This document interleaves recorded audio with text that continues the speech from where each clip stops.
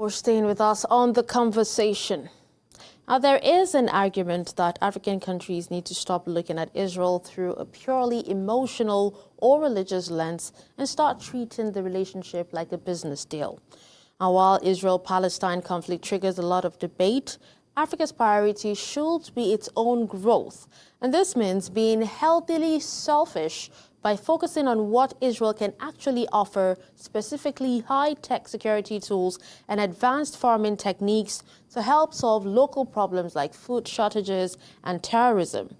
It says that Africa cannot go into these deals unprepared because Israel is a tiny nation with massive global influence and a security-first mindset. So African countries risk being the junior partners if they don't fix their own internal issues first. So instead of acting alone, African nations are advised to use the African Union to negotiate as a unified bloc. Essentially, if Africa wants to get a fair deal, it needs to stop focusing on the drama and start building the institutional muscle to protect its own interest. Now, joining us to speak more on this, we have Andualem Sisay Gessesse, founder, Africa Risk Control in Addis Ababa, Ethiopia. Thank you so much for joining us, Andualem, at this time. All right, Andualem, the argument says that national interests over sentiment, right? Yet we see Israel's defense exports hit a record $13.1 billion recently, with a significant portion flowing into Africa. So how do we ensure that security cooperation is not just an understatement for African autocrats purchasing surveillance tech like Pegasus to suppress domestic dissent? Thank you for having me. As you said, the relationship is not on equal basis because both sides are not in equal footage. I mean, economically, politically, in terms of their muscle, they are in different level. So it is very difficult for an African country to deal with a country like Israel, which is very powerful and influential in the global political, economic, and those landscape. So it's up to each individual country to identify its own priorities in terms of security or political relationship or social relationship, and all economic relationship. All those kind of things should be seen in terms of their own national interest, because whether it's Israel or United States or any country coming to Africa is coming with its own national interest. So African countries should be long-sighted and should focus on how they can advance their own national interest without compromising their independence. Okay. Now, we actually see a massive divide between state policy and the African streets. In countries like Nigeria and Kenya, public sentiment is often deeply polarized along religious lines. So tell us, what is the actual social cost of a pragmatic pro-Israel policy if it risks domestic civil unrest? Yes, I think there should be a separation between religion and all those kind of historical ties, whatever you call it, when it comes to diplomatic relationship. In this era of globalization, as I said, everybody should focus on advancing its own national interest and long vision to its people and to its country. Therefore, associating with this kind of religious ties with Israel or Bible, reference of Bible, and all those things are not should not be used as a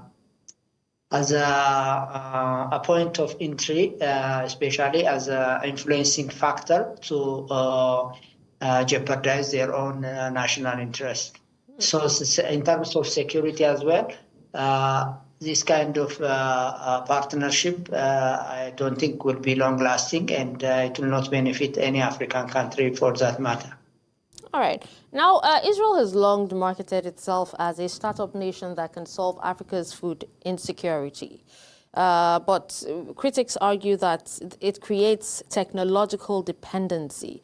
So how can African nations avoid a scenario where the basic food sovereignty is tied to proprietary Israeli irrigation patents? Well, it is very sad to see Africa country not being food sovereign or food independent Secure. at this stage, because we have we can feed we have land which can feed the whole world, but we are not using properly to produce food for our own people. Instead, we are spending millions of dollars every year. Countries like Nigeria spend a huge amount of money. Other African countries also for food import. The food import bill is increasing. So, as you said, having technology, developing our own technology and getting those technologies and capitalizing on those technologies that we get, whether from Israel or other countries, be it from the Netherlands or whatever. But we should be focusing on developing our own capacity. We have a large younger generation which can be advantageous. At the same time, there are technologies which can be adapted locally. Therefore, the relationship should not be technology dependent, but rather we have to replicate those technologies, educate our younger generation, and enable them to use these technologies and produce, import substitute these technologies in the long run. Now, let's talk security and defense, because Israel's military doctrine is built on total qualitative edge. Now, when African states import that same doctrine into their countries, are they,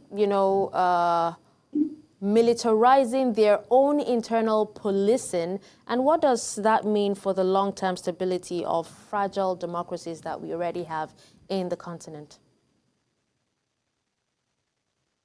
Yeah, arms race is everywhere these days, and Africa is not different. But at the same time, dependence on those technologies or arms from Israel or other countries is not sustainable.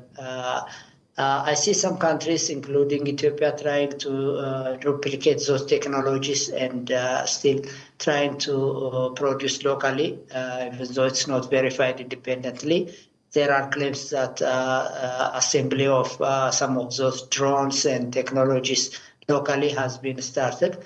In the long run, whether it is a weapon or other technological equipment, depending on Russia or America or Israel, is not a lasting solution for Africa. As we said time and again, we should be relying on our own people and our own resources and properly managing and adding values to those resources and technologically advancing our own economies. That's the way forward, in my opinion. All right. Now, there is a documented history of private Israeli security contractors operating in African conflict zones, from the DRC to South Sudan.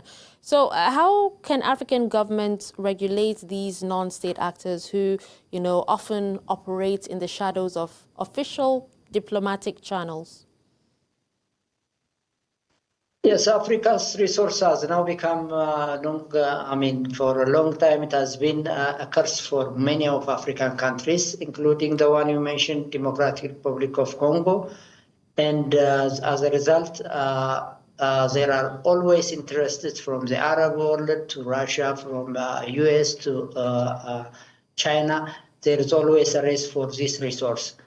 And as you said, some of those covers are, sometimes it's aid workers, sometimes it's a diplomatic mission.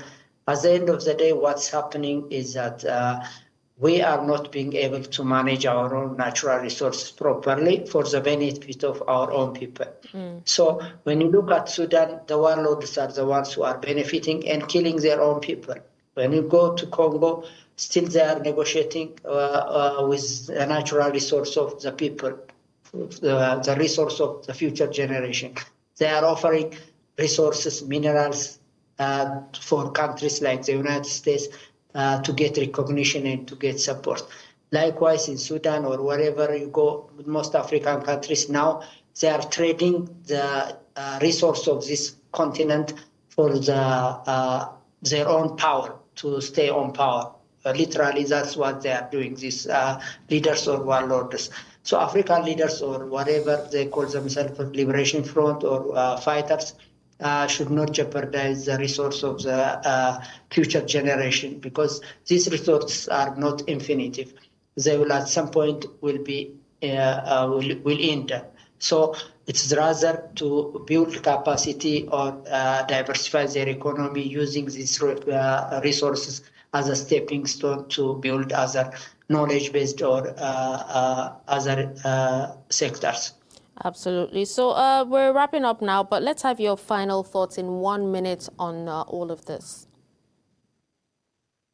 In general terms, African leaders have been meeting every year in Addis in other parts of the continent to discuss development, and I've been, as a journalist for over 2 decades, I've been reporting these meetings, and there were lots of talks about changing the African trajectory. I mean, the economic and the political, the unity, all those things have been on paper, and there have been discussion going on.